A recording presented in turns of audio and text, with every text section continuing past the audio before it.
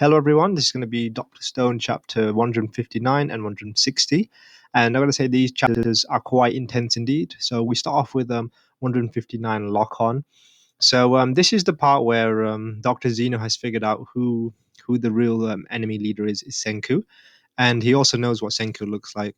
So this is going to be interesting what what his decision is going to be now that he knows the true identity of Senku, and also the fact that he was his mentor at one time as well, so that could also affect his decision making anyway. And it's also interesting to see a different character actually use science to figure out an answer here, such as in this case where he uses his voice to estimate his height and all of the mathematical equations. And it's kind of like yeah, it's pretty crazy. 5'7", and yeah. And also we find out in 19 mil, he figures all of that out quite instantly, and we get a little flashback to them having a mentor session. And I'm really surprised at Dr. Zeno's decision to actually shoot at Senku in this chapter, because I thought he might have some sentimental value, knowing that it's Senku who he's up against, and the fact that he was his mentor, and he would have a change of heart now. He knows who his enemy is anyway. But nevertheless, he doesn't really have any per se uh, any sentiment at all, because the sniper even confirms anyway that, "Are you sure you want him dead?" And Dr. Zeno's reply was yes. So I thought that was quite devious indeed, and it just shows to and this goes to show you that negotiations have now broken down, because if Dr. Zeno wants Senku dead and he knows who Senku is, then there's really no turning back here anyway. Yeah, this dude's evil, like mad scientist kind of evil. And nevertheless, we also learn about his thought process in why what do you call it, he decided to eliminate Senku in this instance anyway. He understands that if he were to team up with Senku, his dominance would be assured. But he also knows that Senku's thought process and his values are very different. So the world that he wants is going to be very different from the world Senku wants. So that's why he orders him to make the snipe anyway. And thanks to Senku's quick thinking, he actually seems to manage to absorb the impact of the bullets using these. What I forgot what he uses. Um, he uses a fluid. Oh yeah, a potato starch, and it's kind of like used as a bulletproof vest. So I thought that was really good thinking from Senku. But despite him taking using that potato starch as a bulletproof vest, it looks like Senku is still taking some heavy damage, considering the fact that it's a sniper bullet, and sniper bullets are a lot more powerful than normal bullets, so they have a bit more penetration power anyway. So let's see what the damage of Senku's bullet wounds will be anyway. But so we move on to 160, but 159 was really intense, because I really didn't think Senku would actually get shot. But nevertheless, he actually got shot. I thought he'd miss or something like that, but yeah, he got hit straight on anyway. And with this, his position is now compromised, so they need to move anyway. Oh, so it looks like they think that the science leader is dead. They've killed Senku. No, everyone keep it together. They're thinking, with Senku the science leader gone, these kids can't move, nowhere to match us in battle. Now we'll slowly squeeze the fight out of them until they surrender. Now it's our back. Now it's our chance to strike back while the enemy is overconfident. Am I wrong? Sure, you ain't wrong. It might be our chance, but how can we just move on from this? If nothing else, we got to dig a grave, Senku. Haha, don't bury him just yet. Okay, I'm not dead, dummies. The fragments pass right through me and clean. Whoa, what? That's crazy. As predicted, Senku did take a lot of damage, and he looks really, really damaged, as I'd say anyway.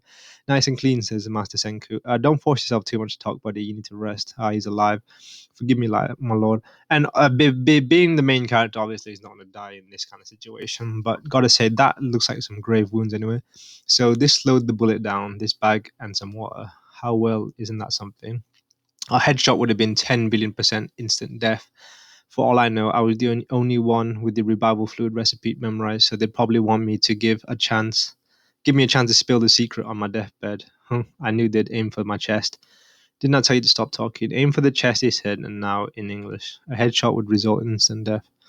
Real time translation, that's not. Amazing to keep his wits about him in the middle of a crisis. And he's called out. His wounds must have been pretty nasty. I've administered basic first aid, but anything further requires a trained medical professional. So it looks like from this situation, I forgot what she's called, but the enemy spy, her heart has been won over by Senku's coolness and his peril anyway. And it looks like she's really touched with this emotional stuff anyway. But she might actually change sides in this instance anyway. Squeeze the upper arm, and so the pulse in the right goes away. If the pulse stops from a light squeeze, that means low blood pressure. If it's a tight grip, if it takes a tight grip to make the pulse stop, that means high blood pressure. Oh, that's interesting to know. On one hand, I've learned to do this, and blood pressure's droplings. Luna, are you a doctor? Who, me? No way. Obviously, I'm just a kid. I'm a medical student. Okay, I've become a capable girl and and finding and find a happening brainy dude to be my boyfriend. Ah, is that what her dream is anyway? But see, I only got into school because of my dad's connections. Oh, yeah, classic nepotism. I worked my butt off in class so nobody would say anything about that. Not that I understood a thing. I was the only one who failed and had to repeat a year. Please, Luna, we have no one else. Senku, our good buddy Senku, you got to save him. So let's see what Luna will do because she is still the enemy. And actually, if he tries to save Senku right now, this would actually be an act of betrayal because the whole point of the sniper mission was to eliminate him. So that would go against her opposition. So if she does commit to that, that means she has committed an act of betrayal. And we kind of go off to the scout team and okay, let's see what they were all about. Okay, machine gun would kill us on the spot. Damn right. We're dealing with another science user here. Oh, we've received some top notch reinforcements. Oh, here he is, the man himself. Anyway, okay. I think suggesting sneaking through the cornfields at night, but we'll still be too exposed. Wouldn't work. Using the lake would get us up close, but there's little to cover. There's too little cover. Once we've infiltrated the enemy fortress, we should have an advantage in close range combat. But the problem is that we have to grab the enemy's boss, Dr. Zeno, and make our way out. Yen's trail of flowers led us right here. Okay, we have to dig indeed. Dig, that's right. A reverse great escape. Interesting. Oh, so we're digging a subterranean tunnel. Bad. That sounds like a lot of work. We'll have to ask Gensky for a plethora of scientific items for this excavation jobs. Speaking of incoming from Perseus, okay, what are these strange numbers? Is Ryu messing around? It's useless cipher anyway. Kenshin Sugi's code system is a remarkably simple concept. Each pair of numbers points to an element of the Japanese syllabary. This All right, okay. This Dr. Zeno might know his stuff, but I can't imagine a non-Japanese knowing the Roha poem sequence. Oh, that's quite clever. The fact that they use this code system, so even someone as smart as him wouldn't know it because because he's a non-Japanese person anyway. So it's a pretty good analog code compared to what the enemy is packing. Simple but effective. We still have to keep our messages short or risk giving them enough content to crack the code. Senku's been shot by a sniper. Wait, it's okay, he's alive. Okay. Interesting. Still, tunneling is our only option. You mean without science? I've got a message from Senku. It's just three characters 47, 12, 42. So he says Chrome. That's literally it. Oh my god. His message is Chrome. I'm not a sorcerer anymore. What we're going to do makes with science, it's calculate. All right. Whatever crazy situation humanity finds itself, scientists are 10 billion% up to sure to pop up. There'll always be people greedy enough to want to know every last detail about how the world works. You got to realize it, Dr. Chrome, that the scientist now is you. And damn, this was a really good scene. Oh my goodness.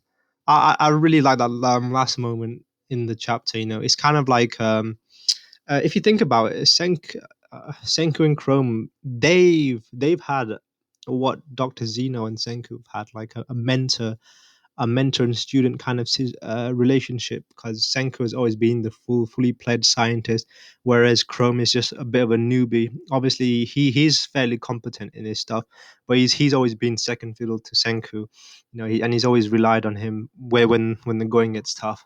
And this is kind of like a passing of the torch to say that Chrome, I think you're ready to take the next step in becoming a fully pledged scientist. And also the fact that Senku is out of commission right now because he's injured means that everyone has to rely on Senku. So this is really touching moment, I would say anyway.